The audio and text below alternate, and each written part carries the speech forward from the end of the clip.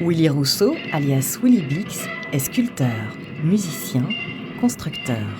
Tourangeau, il vit aujourd'hui à Saint-Nazaire, décor idéal pour son imagination artistique.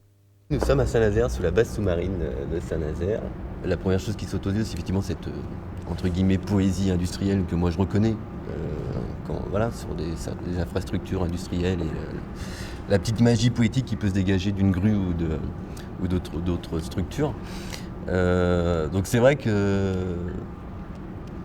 via mon parcours depuis plusieurs années, je suis toujours un peu attiré effectivement vers la machine, le côté industriel. Saint-Nazaire pour moi ça transpire ça. Après c'est pas forcément la réalité de la plupart des gens ici. De l'autre côté du bassin, il y a une grue qui est assez belle qui m'a inspiré directement un instrument de musique gigantesque en fait, qui serait une contrebasse monocorde. Cette grue ne sert plus à décharger aujourd'hui, mais du coup elle s'en servir vraiment comme sculpture, quoi. Et sculpture sonore où pourquoi pas les habitants pourraient venir une fois par mois faire de la contrebasse avec des baguettes en métal ou en bois pour taper sur la monocorde et que ça devienne une attraction ludique.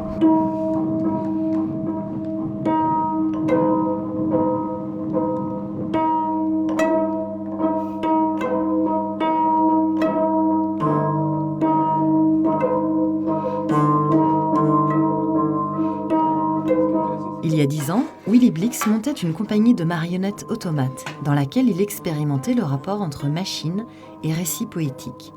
Il travaille ensuite en solo sur des sculptures musicales improbables.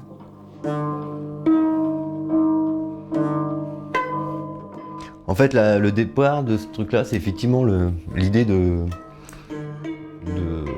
la cireuse automatique de chaussures, quoi. Donc c'est un piano à queue qui a été démonté, enfin piano droit plutôt droit. Et de là après est parti le piédestal et le fait de sublimer la machine à cirer les chaussures.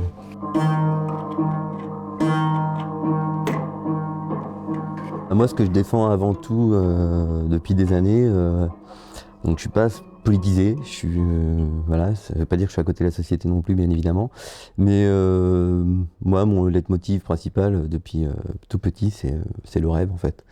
Moi, j'ai juste envie de faire rêver les gens et d'apporter un peu de poésie, de rêve dans la création des objets, dans les créations sonores, voilà. Et c'est déjà en quelque sorte une façon d'être politisé, mais par contre mes arguments sont juste ceux-là, quoi.